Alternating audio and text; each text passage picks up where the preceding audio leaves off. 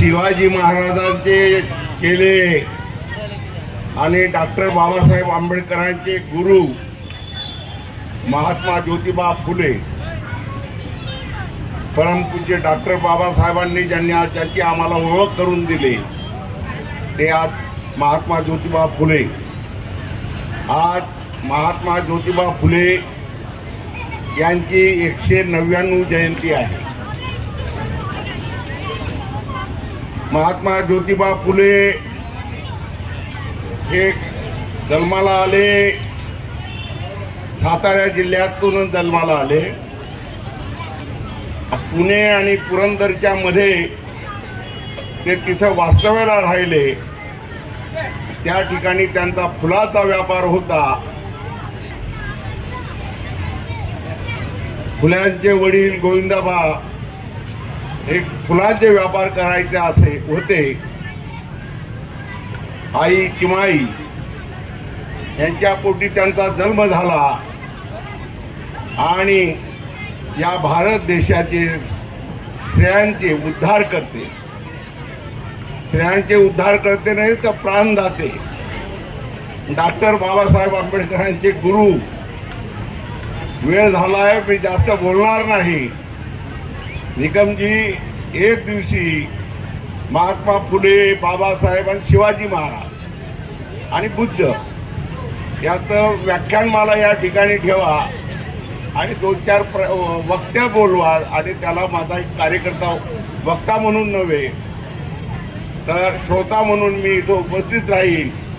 हीच खरी आजच्या जन्मदिनी महात्मा फुले यांना भावपूर्ण आदरांजली राहील. जय भीम, जय भारत. आदरणीय व्यासपीठ आणि येथे जमलेले सर्व बंधू आणि भगिनींनो, सर्वांना जय भीम.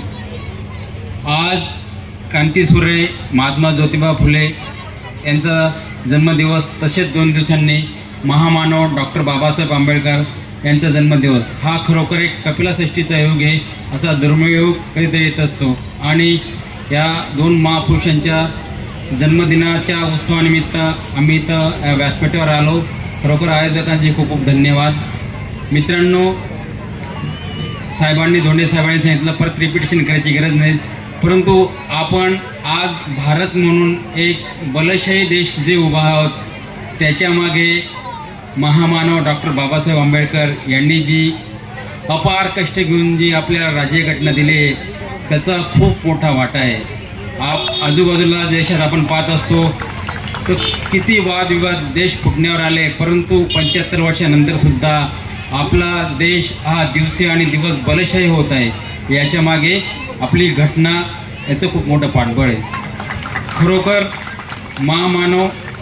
प्रत्येक महामानव यांनी फक्त मानवतेसाठी काम केलेलं आहे. स्वातंत्र्य, समता आणि बंधुता यांच्यासाठी आयुष्यभर झटणारे डॉक्टर बाबासाहेब आंबेडकर आणि समाजातील तळागाळातल्या सर्वांना शिक्षणाचा प्रवाह आणण्यासाठी प्रयत्न करणारे आपले महात्मा ज्योतिबा फुले, या 2 महापुरुषांनी खूप मोठं कार्य केले आहे आणि आपल्याला उपकृत केलेले आहे.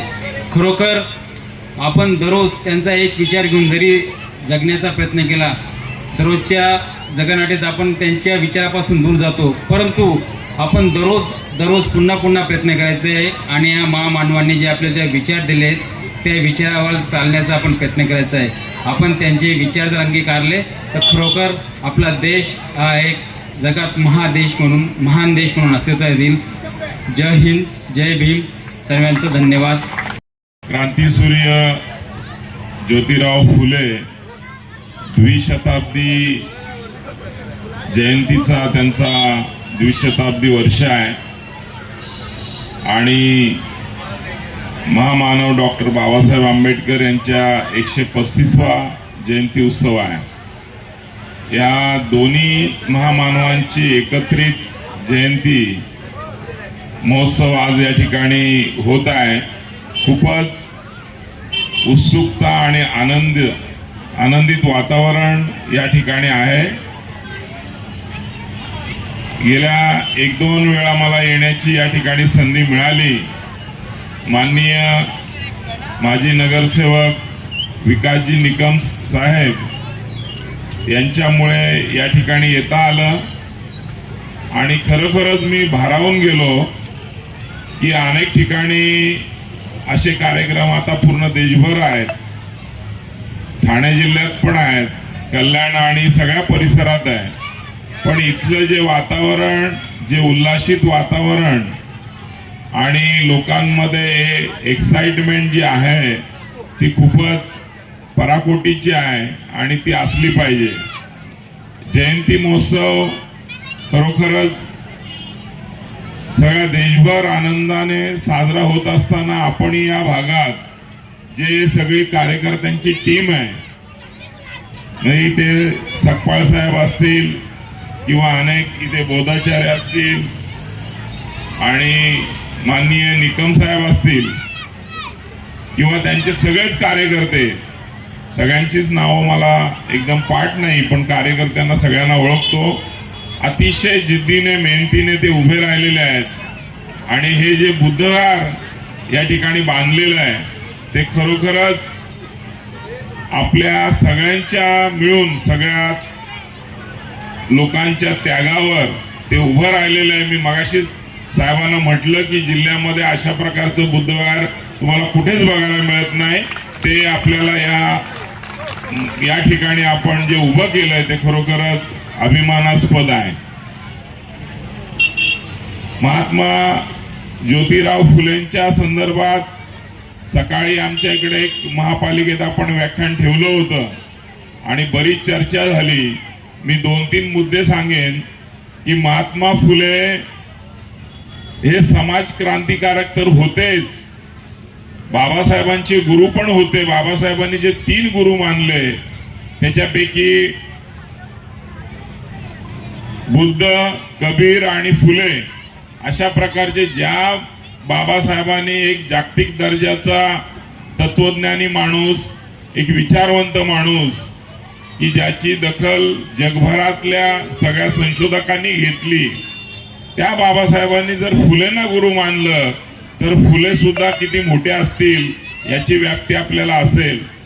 महात्मा फुले हे समाज क्रांतीमध्ये जर त्यांनी पुण्यामध्ये पहिली शाळा जर चालू केली नसती, 1 जानेवारी 1948 मध्ये भिडेवाड्यामध्ये मुलींची शाळा पहिल्यांदा सुरू झाली सावित्रीबाईंना घेऊन, तर ती भारतातली पहिली शाळा होती. आज तुमच्या आमच्या सगळ्या आया बहिणी आपण बसलेल्या सगळेच आणि ज्या सगळ्या मोठमोठ्या पदावर गेलेल्या आहेत, राष्ट्रपती, पंतप्रधान, उपमुख्यमंत्री आणि मंत्री, हे सगळी जी मेहरबानी आहे ती सावित्रीबाई फुले आणि ज्योतिराव फुलेंची आहे की त्यांनी पहिली शाळा काढली नसती तर इतक्यापर्यंत महिलांना जाता आलं नसतं.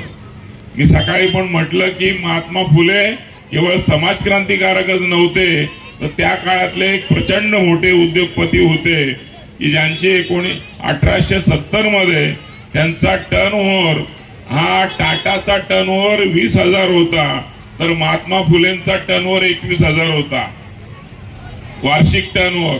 इतकी मोठी प्रचंड व्यक्ती, ज्या आज त्यांची जयंती आहे त्या निमित्तानं आणि येणाऱ्या 14 एप्रिलच्या बाबासाहेबांच्या जयंतीला आपल्याला खूप साऱ्या शुभेच्छा माझ्याकडनं व्यक्त करतो.